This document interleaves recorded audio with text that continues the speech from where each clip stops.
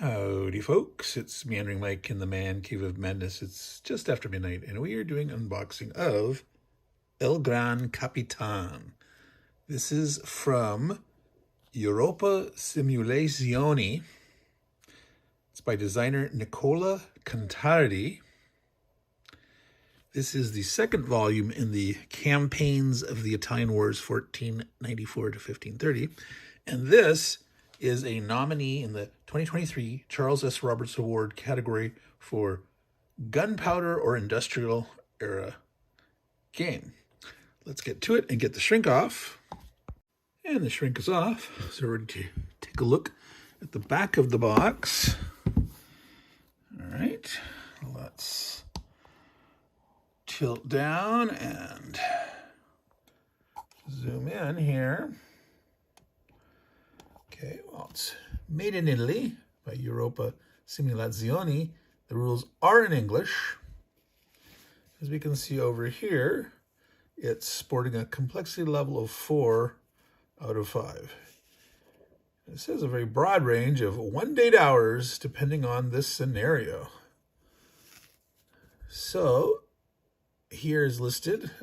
Let me tilt that up a little bit more. In my understanding, this is focused on the southern part of this campaign of Italian wars, focusing mostly in and around Naples. It includes Otranto, Fernando's War, the fight for the Kingdom of Naples, and Lautrec's last choice, and a what-if scenario, the Crusade of Charles VIII. All right, let's go ahead and look in the box.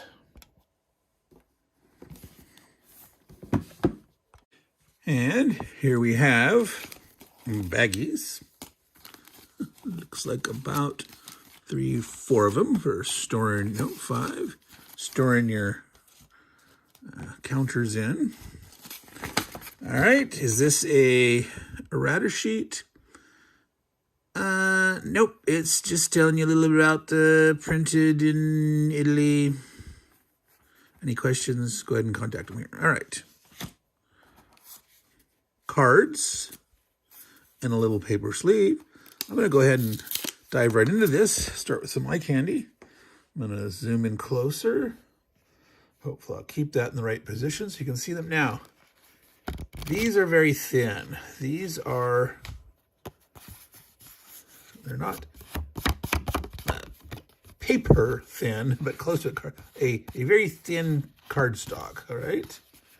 So, assuming that these are cards you use, looks like for leaders, it lists an initiative, a rank, there's some kind of tracking device here, but depending on the scenario, it looks like there's 24 of them. You would put these to the side and use them for tracking troop strength or something, and unemployed, or his subordinates, or who he's subordinate to, not sure what direction that is pointing. Okay, so there's no picture art. They are two-sided with different people on each side. So even though there's 24 cards, there appear to be 48 different personalities, leaders, whatever exactly they're representing here. All right, so that is that. It would be nice if they were a little nicer, heavier duty, maybe with some color picture, but functional, definitely functional and readable. It's a reasonable font. I can understand this. All right, set that aside. There's a die floating down here. One bluish green die. Let's see, I think there's just the one. Now let me, tilt down a little more. I'm gonna go back just a little bit so we can get a better picture of everything coming out of the box here. Okay. Whoa, this is a pretty thick rule book. As I mentioned, this is volume 2 in the Campaign of the Italian Wars. So, not sure. Oh, okay. These are color coded. These are not highlighter. The precision which some of these are highlighted by the printer's colors, not an individual using a highlighter, but I have seen rule books and textbooks and things highlighted in this style. Don't particularly like it, but it's not a highlighter. It's just, okay, good. It's not that way throughout this book. Okay. There are, sectional areas that have a particular color, and then some charts with some color, but it's, icons, etc. All right, so this is a matte paper, 48-page rule book here. So I'm assuming it's going to have the series rules and the specific rules for this particular volume of the campaign. All right, so let's see. Oh, it starts off not with a sequence of play, but some commentary about the Italian wars, about the game. Enrico Acerbe, he's a game designer and a scholar of Italian medieval warfare. He did the GMT game, the Gills and Ghibellines. He's written a series of books, kind of like on miniature warfare, but like using cardboard figures, which includes Napoleonics, includes, the Italian medieval wars, I think even, ancients, things like that. So this is a scholar with a pretty broad knowledge base here. Okay, here's the standard rules. Introduction going forward. Leadership. Okay, I'm going to go through real quick. I'm not going to spend... This is a Meandering mic unboxing, but I'm not going to meander as much as normal. I've got to get through a couple of these before sort of my self-imposed deadline for the next video I'm producing on Charles Roberts' words in general, Army Organization Order. And I got to get my video out for Dan Bincaldi Show, Nominees here. So I'm going to cram a lot in here. Road March, attack from March. All right. Stacking and consolidation, combat. Major battle. Skirmish, siege, sortie. Combat common procedures. Assault table. Retreat, artillery fire. Victory phase, regional alignment, special military units, fortresses, pillaging. I mean, what would be a nice medieval campaign, late medieval campaign? Now, remember, this is not the medieval period according to the Charles S. Roberts Awards period, since it's firmly in the gunpowder era up. It's pre-industrial, but post beginning of gunpowder, so it's directly in the gunpowder era, but many would call this late medieval period. I usually, about 1493, that's where I usually end the medieval period, so but some people go a little farther. Anyway, optional rules. So it took us 26 pages with that some of the designer commentary and historical commentary up front to get to the end of the standard rules. Optional rules, I'm not going to look at those in any detail. I want to see. And scenario instructions starting on page 33. And we had like about, was it 5 scenarios, was it? 5 or 6. All right. So that was our rule book. Counters. Okay, we have at least 2 counter sheets, it looks like. Okay. All right. So we have a half sheet and a full sheet, which is really called, oh, no, it's because it's called front one, the front of one.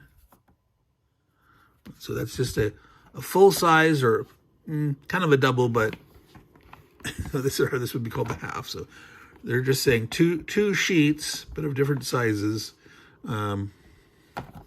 They're small. These are small counters. But mostly it's relatively readable. Siege level, 0, 2. So it's one's on the back. Yes, 1, 3.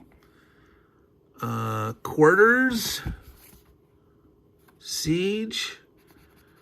So quarters is usually when you're giving someone an honorable surrender or passage. Now, if they're using that term the same here or not, I'm going to make an assumption, but you never know. All right, so it's interesting that some are one direction or some of the others. Everything on this counter sheet right now looks upside down except for this. So that would mean these are actually upside down. And I flip it this way. And then the siege is upside down.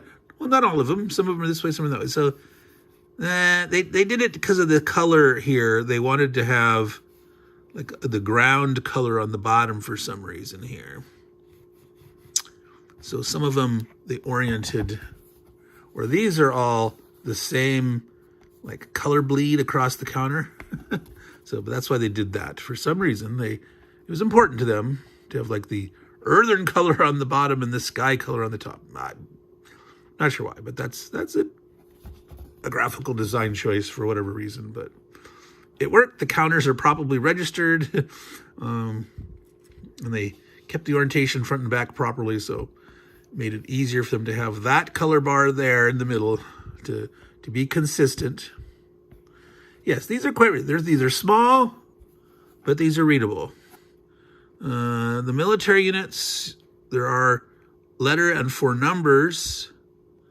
The number in the shields there are readable. It's getting under the border of a little hard. It's a little smaller, but I can read these numbers at a distance with my old eyes.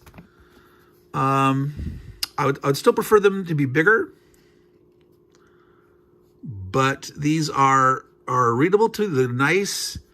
The color's not too overdone. I get a feeling of the different units. They look differently. You see some banners and flags. Looks like a sideways shield, a coat of arms here, but that just could be a banner. Now, some of these here, it gets a little harder to read this font. I don't know if that says KLab, well, CT, whether it's for court or count, I don't know. Some abbreviations. So yeah, that's this Capitan. It's real, but it's borderline. It's borderline. So, like this font is fine. Even though they're in all caps, it's readable enough because it's not telling. All caps is problematic when you use that. It is harder to read all caps. Well, that's interesting. The conquer markers, there's fewer of these unless we look at the back. Oh, well, we got, so there's 4 different factions or countries or whatnot, but why are some of these only having 6 and some of them having a heck of a lot more? Well, maybe we just know that the French are much, much busier. So we got 2 main forces here, the French. I don't know what that symbol is, but some main Italian Nepalese faction or whatnot. Then we have 2 smaller ones. So that's fine. Tactical options. All right, so that's enough of looking at the counters. So they're not too bad. I would like them to be bigger, but for this size counter, they're relatively readable. There's just some small issues with the font on some of these. It's a little too fanciful. For the most part, I can read them. Navarro, Paradis, Ferrante. Is that Moniada or Moncada? See, I can't tell the difference between the C and the A. Maybe you can with your eyes, or if I get close to the camera, but all right. We have some scenario setups. Okay, these are really nice. It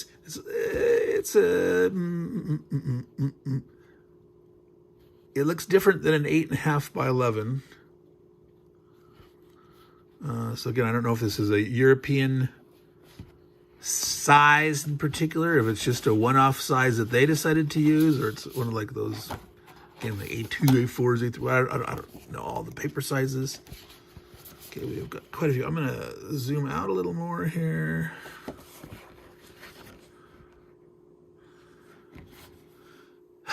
Admin points, unit type, effects summary, unit chart. So we don't know what F, Q, and R stand for. We'll learn it. That legend is not, it's over here. Firearms, quality, and reliability. So there's a yes if they have firearms, and a small percentage of the units do. All right. So that reliability class here, reliable, normal, sensitive, and very sensitive. So that's interesting.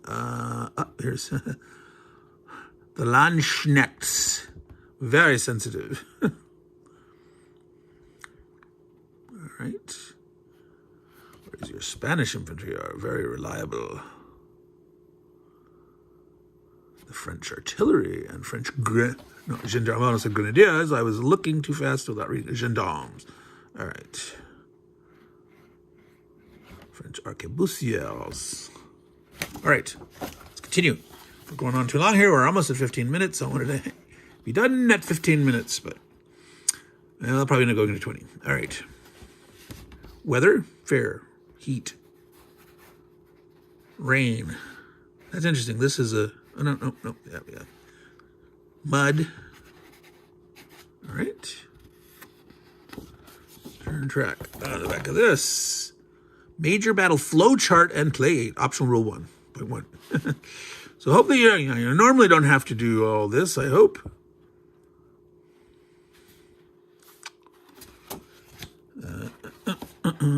Attrition table. Tactile options chart, major battle optional rule. Again, 1.1. Okay, so there's different levels of resolution of the combat depending if you're using the optional rules or the standard rules. Orders table, administrative points table, initiative modifiers. All right. Artillery fire. Cavalry charge. Terrain effects chart. Okay, good. Yes, thank you. What is the name of the train? The key. The movement costs and the combat effects, whether it's assault and or artillery and charge. So all in one place. Thank you. Pet peeve of mine, and they have done it right. Thank you. And okay, so that's set up scenario 3. Scenario 2.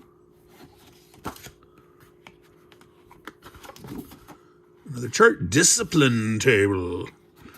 Pursuit. Assault. All right. Battle roster. Okay, so this is two-sided as they line up against the main body, the vanguard, the rear guard, demoralized. Battle roster fortresses, A, B, C, D. Interesting. So this is like an off-board display of the troops and whether they're outside or whether they're in a fortress in a particular area or not. That's interesting. Aha, and the map. All right, I'm going to set this aside here, the box. Oh, there's another die. 2 dice. We have a sort of reddish orange and a bluish greenish. All right.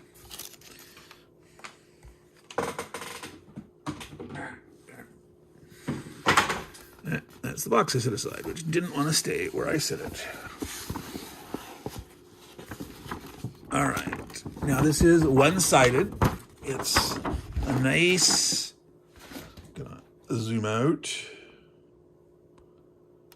Oh, that's as far as I can zoom out. All right. So here is the southern boot of Italy. Mar Adriatico, the Adriatic Sea. Mar Ionio, the Ionian That's this. That's interesting that this part here looks like they're considering that in the Adriatic, and this part in the Ionian. I wonder why that is. Because to get out of Toronto here, you're gonna have to go through this part. But in terms of, there's some reason that they did it that way. I mean, just my mind would have said, well, you draw the line here, but you leave this as part of the Ionian, but don't know why. Here's another drawing line here. Tirreno, the Tyrrhenian Sea, Tyrrhenian, and Mediterranean Sea. All right. Let's see. Basilicata, Principato Citra. Now the question is, Italian in this area, would that be soft C or hard C? Obviously up front it's Capitanata, but is this Citra or Citra? Or when do you make it a ch? Citra? If you know Italian, particular to the early gunpowder, what is your opinion on the pronunciation? I like the map. I mean, the hexes are small. I would have liked them bigger, with the bigger counters. But this looks really nice, the palette. You know, you've got some woods that are like denser here. Looks what you got, like swamp area. You've got the mountainous areas, and then you've got the lower lands, the midlands, kind of the highlands. That's not the term that they initially use, but looking very good. You've got these rivers along the hex sides, but they look a little more naturalistic. I'm going to try to zoom in here for you. All right, so you can see the way they wiggle around. They draw the extra little bends and stuff to make it look more naturalistic, because, you know, rivers don't actually flow on hexagonal angles of 60-degree changes at a time. So let's look here. We've got there's some kind of, like, you know, holding boxes. I got these here. The little embellishments of the artwork of the ships looks really nice, very period. Love the compass rose. So we know exactly where north is on this. So, like, if we were trying to tilt this here, which is going to be impossible to do for me to get this working right here. I'm going to have to zoom all the way out. You know, that's north this way with the boot coming down in its angle. Yeah, it's not going to be able to see it really in that perspective without, like, putting it up on a wall, comparing it to, like, a globe or an atlas to see, you know, the angle of the Italian peninsula coming down. I like it. I really like this map. Again, it would be like more perfecter, that's a technical term, if it was bigger hexes, but yeah. But just fantastic artwork and embellishments, and very, very nice in period, and just, yeah, the palette's great. So that's it, folks. This has been unboxing. It has been El Gran Capitan.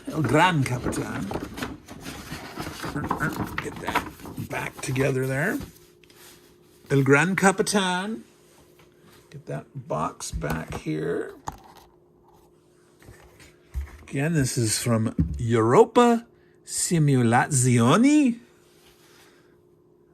The designer is Nicola Contardi. It's the second in this series. I've been trying to find the first one. The first in the series is called All Is Lost Save Honor. And if anyone out there has a copy that they're willing to donate to the channel or sell it to me at a reasonable, price, would love you for it. I'd give you great thanks on the channel, etc. But yeah, I'm definitely looking for a copy of the first in this series. The quality of the components is quite good, with the minor exception of those cards. These are a little light to me, but again, these are not playing cards. They're not drawing cards. You don't shuffle the deck. You don't draw from them. These are leader, and I'm going to make this assumption, but I don't see how it can really be anything else. Where you put them off the side, the guys that you have, showing who you're controlling, and you're keeping track of something on here, whether it's supplies or troop strengths or whatever. So it'd be nice if these were a little better, but it's acceptable. It's functional. But that'd be the one place where I would say, that'd be nice to have a little improvement there. Counters are small, but these are nice. They're a little thin, but they feel nice. They're not. There's some thin counters out there that just feel way too thin, and this is not wobbling. Have you had those counters in a game where the whole counter sheet just flexes? Like, oh my god, you just yeah, it's not that bad. I think some of you know which publishers I'm talking about. Pretty hefty rulebook here, but there are optional rules and scenario setups all in this here. It's one rulebook for the whole thing, so that's looking really good. So this has been a Meandering Mike unboxing of this 2023 Charles S. Roberts Award nominee for the category of Gunpowder or Industrial Era. So I've been saying late medieval, which really it's past that. So, but in my mind, this is like the fringe of the late medieval period. But yeah, we're in the Gunpowder era, pre-industrial. So all you good folks out there, take care, ciao, and see you on the next unboxing.